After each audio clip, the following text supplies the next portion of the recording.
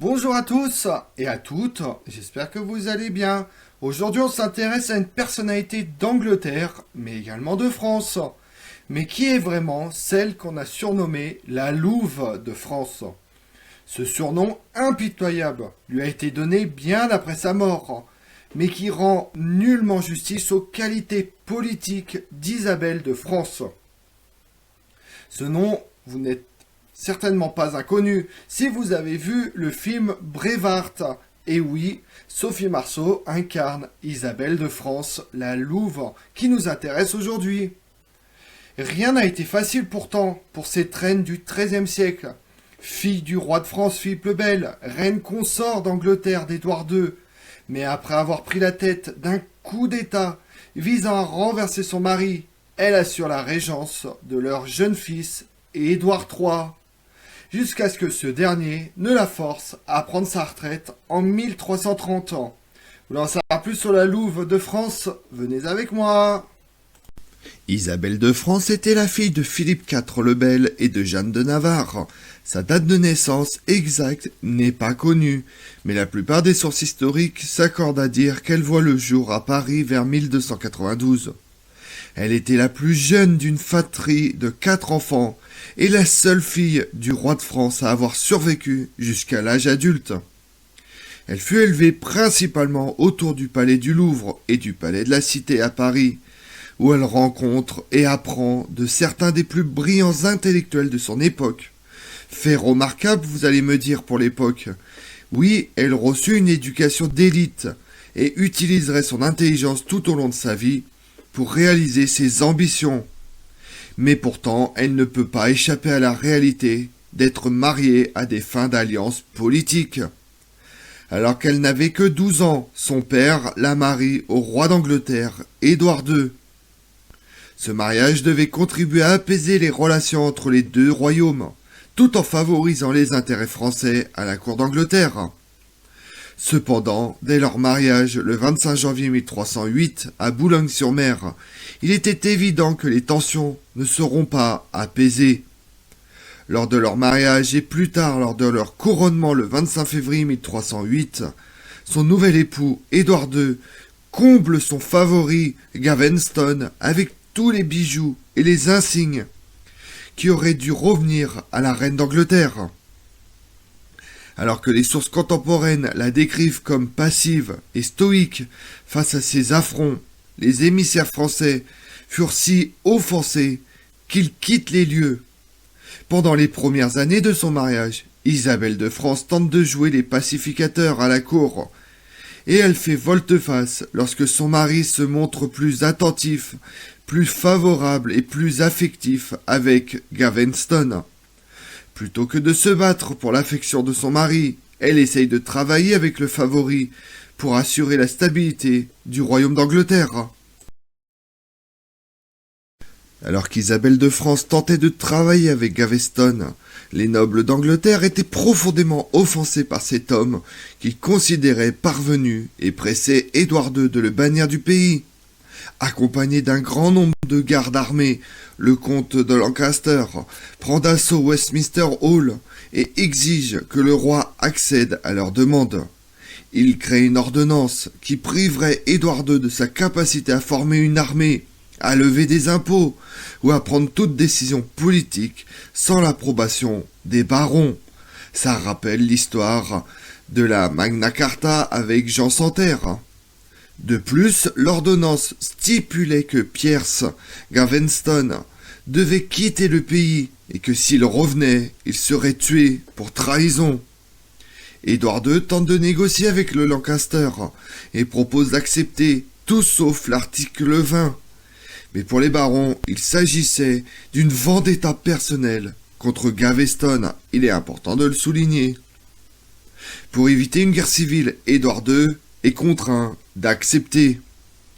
Mais 3 mois plus tard, contre toute attente, Édouard II convoque Gaveston en Angleterre et envoie des lettres dans tout le pays déclarant qu'il renverserait les ordonnances.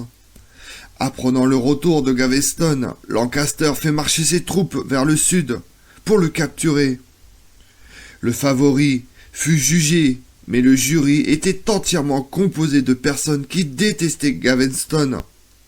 Vous devinez la suite? Il avait déjà le verdict avant même le début du procès. Comme on pouvait s'y attendre, les Lancaster font exécuter Gaveston par décapitation. Malgré l'agitation autour de Gaveston, Isabelle et Édouard II restent très proches. Ils accueillent leur premier enfant, le futur Édouard III, le 13 novembre 1312, au château de Windsor. Ils auront 3 autres enfants plus tard. Alors que les barons étaient apaisés, que sa vie de famille était stable, Édouard II décide de relancer la guerre contre l'Écosse. Cependant, vous le savez parfaitement, cette invasion ne se déroule pas comme prévu. La bataille de Badenburg fut un désastre total pour les Anglais. Édouard II subit une défaite humiliante face au roi écossais Robert Bruce. Le comte de Lancaster refuse de marcher vers le nord avec son roi. Édouard II y voit une nouvelle offense et cherche à s'allier avec quiconque pourrait l'aider à faire tomber Lancaster. Il trouve ses soutiens dans la famille le Despencer, un duo père et fils farouchement fidèle à Édouard II et possédant suffisamment de terres pour s'opposer aux barons. Pendant plusieurs années, Édouard II permet aux Despencer de s'enrichir avec toutes les propriétés qu'il pouvait prendre, principalement le long de la frontière galloise.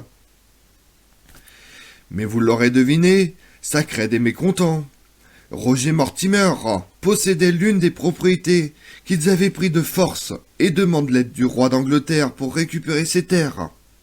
Il avait toujours été loyal envers le roi, mais Édouard II ne voulait pas prendre une décision susceptible de contrarier ses nouveaux favoris. Mortimer n'hésite pas à déclencher une rébellion, mais il fut capturé en janvier 1322 et emmené à la Tour de Londres. En mars 1322, Édouard II se venge de Lancaster lorsqu'il fut découvert qu'il a envoyé des lettres au roi d'Écosse. Il le fait exécuter pour trahison sans aucun procès, lui réservant le même traitement qu'il avait subi avec Gaveston. Tout au long du chaos politique, Isabelle reste dans ses différentes résidences royales pour élever ses enfants et soutenir son mari. En octobre, elle se rend au château de Leeds et défend Édouard II contre les nouvelles ordonnances adoptées par les barons pour réprimer l'influence des Despencer.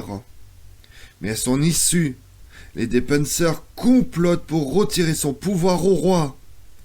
Ils la qualifiaient d'espionne étrangère et font retirer toutes ces dames françaises de sa maison, la dépouille de ses terres et de son argent, tout en lui retirant la garde de ses enfants. Elle supplie Édouard II d'intercéder en sa faveur, mais le roi ne fait rien pour aider la reine. À l'époque d'Édouard II et d'Isabelle de France, le roi d'Angleterre devait encore techniquement hommage au roi de France pour ses territoires situés dans le royaume de France. Le roi d'Angleterre était censé se rendre en France et montrer périodiquement sa loyauté au roi. Mais cela faisait plusieurs années que Édouard II n'avait pas traversé la Manche. Isabelle de France savait que les relations entre les deux pays s'étaient détériorées. Aussi, lorsque le roi d'Angleterre refuse de laisser les Despencer en Angleterre pour se rendre en France, elle propose de s'y rendre à sa place. Après tout, le nouveau roi de France était son frère, et elle avait toujours été dévouée. Elle pouvait donc servir d'interlocuteur entre les deux rois. Pensant toujours qu'Isabelle de France lui était entièrement dévouée, Édouard II l'envoie volontiers en tant qu'émissaire. Lorsqu'elle arrive à la cour de France, elle parvient à négocier un traité de paix avec le roi de France et demande à Édouard II de la rejoindre pour signer les documents. Comme vous en doutez, il refuse de laisser encore les Despencer seuls en Angleterre, craignant pour leur vie. Isabelle de France lui propose alors d'envoyer leur fils aîné, Édouard, pour le remplacer, ce que le roi accepte, et le jeune prince rejoint alors sa mère en France. Avec l'héritier du trône à ses côtés, Isabelle détenait désormais l'équilibre du pouvoir. Elle choque la cour de France en revêtant des habits de veuve et en déclarant publiquement qu'elle se considérait comme telle et que son mari était mort pour elle, jusqu'à ce qu'il n'écarte les despenders de la cour. À peu près au même moment, Roger Mortimer, le noble qui s'était soulevé contre Édouard II en 1322, s'échappe de la tour de Londres et se rend à la cour de France. En l'espace de quelques semaines, Roger et Isabelle deviennent amants. En 1326, Isabelle, Mortimer et son fils retournent en Angleterre pour renverser Édouard II. Ils débarquent en Essex, marchent vers Londres. La haine du peuple était si profonde qu'en quelques semaines, ils s'emparent de l'entièreté du pays sans aucun sang ne soit versé. Édouard II s'enfuit vers le nord. Son fils fut couronné sous le nom d'Édouard III à l'abbaye de Westminster le 29 janvier 1327. Une fois son fils couronné roi, Isabelle et Mortimer deviennent les maîtres du trône. Elle ne tire pas les leçons des erreurs de son mari pourtant, car elle commence rapidement à s'enrichir et à faire enrichir Mortimer contre la volonté de la noblesse. L'argent attire l'argent, la cupidité appelle à la cupidité. Édouard II fut assassiné au château de Berkeley, sur ordre d'Isabelle. Certains récits affirment qu'il fut tué par un tisonnier enfoncé dans son anus et brûlé de l'intérieur. D'autres affirment qu'il fut étouffé dans son sommeil, et d'autres encore qu'il s'était enfui en Italie et qu'il vécut reclus jusqu'à la fin de sa vie. Personne ne peut dire avec certitude absolue ce qui arrive à l'ancien roi d'Angleterre, mais en 1326, il a disparu. Les Despensers subirent également la colère d'Isabelle de France. Hugues, le Despenser, père, fut décapité le 26 octobre 1326, tandis que Hugues, le Despenser, fils, subit la mort complète du traître, c'est-à-dire la pendaison, le tirage, l'écartèlement. Les récits contemporains décrivent Isabelle de France comme regardant stoïquement l'éviscération pendant qu'elle savourait une pomme. Lorsque les nobles se soulèvent contre elle, elle revêt une armure et alla à leur rencontre sur un cheval de guerre. Ils se rendent et elle les fait tous exécuter pour trahison. Sa soif de sang lui vaudra le surnom de Louve de France. 4 ans plus tard, Édouard III commence à souffrir de la régence de sa mère. À la tête de quelques nobles de confiance, il emprunte les souterrains du château de Nottingham et surprend sa mère et son amant, si bien que Mortimer n'eut même pas le temps de s'habiller. Isabelle supplie pour la vie de Mortimer, mais Édouard III choisit de ne pas l'écouter. Il le fait pendre le 29 novembre 1330 à Tyburn. Déterminé à mettre fin à l'effusion de sang du règne de ses parents, Édouard III se montre clément envers sa mère et tous ceux qui avaient soutenu sa régence. Elle vivrait le reste de sa vie paisiblement dans ses résidences royales préférées. Elle pouvait se rendre à la cour, passer du temps avec ses petits-enfants, mais elle ne détiendrait plus jamais aucun pouvoir réel. Isabelle de France meurt le 22 août 1358, âgée de 63 ans. Comme on l'a vu, une existence hors du commun attend celle que son père donne en mariage à 12 ans au roi d'Angleterre, Édouard II. Au-delà des apparences, Isabelle de France sera une régente, habile, autant qu'appréciée par son peuple. 3 années durant, le royaume d'Angleterre a vu le pouvoir royal être discrédité dans l'édification de richesses personnelles. Édouard III met fin à cette situation le 29 novembre 1330 avec l'exécution de Mortimer, l'amant de sa mère. Je vous remercie d'avoir suivi cette vidéo en ma compagnie. Si vous voulez connaître mes autres vidéos, retrouvez-moi sur ma chaîne YouTube Tout sur l'Histoire avec Damien, mais également sur les réseaux sociaux, Twitter et Instagram, Histoire Damien. Et pensez à liker, commenter et vous abonner. Je vous remercie à tous.